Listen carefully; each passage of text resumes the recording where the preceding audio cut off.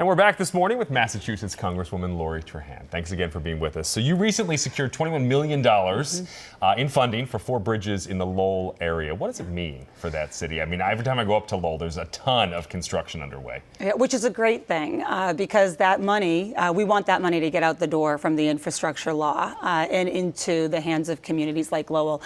It's everything, right? This is about making our streets safer for people to go to work, bring their kids to school, et cetera. And Lowell, these are bridges that need to be repaired. I will say I have the honor of working on the Regional Leadership Council with the White House to accelerate these investments in terms of getting them to communities. And Massachusetts, our hope, the whole delegation's hope, is to make that $9 billion investment grow to $12 billion, to $15 billion, to $20 billion through all the competitive grant processes. And so that's what this resembles. It's certainly good politics. Do you think enough of these projects will actually be underway in the next year to make a difference politically?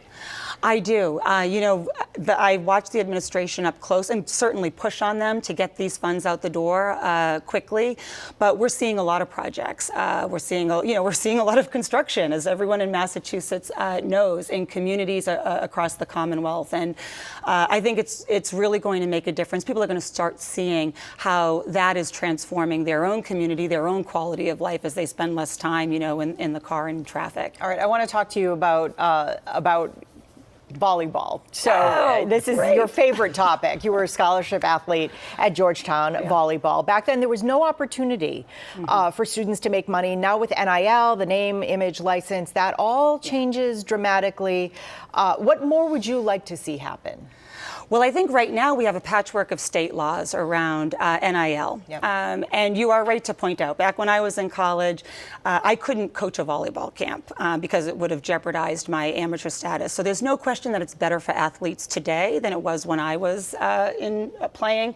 But we can do more to have a national standard, right? So that young athletes, and I'm a first generation graduate of college, right? So there's a lot of athletes who are just like me, venturing into one of the biggest agreements that they're going to make in terms of a scholarship, and making sure that we standardize that process across all states so that they have access to the benefits of their name, image, and likeness. See a federal standard, but again, it's a patchwork right now, and it's a big job for the former governor, Charlie Baker, right? Have you been working with him on that? I have. I've been pretty critical of the NCAA.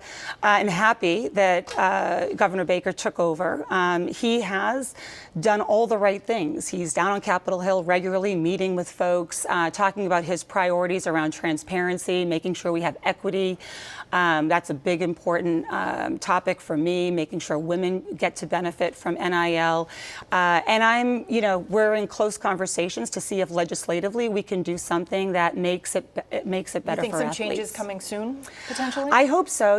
The calendar seems to be getting tighter and tighter as the year goes on, so there's a lot to fit in.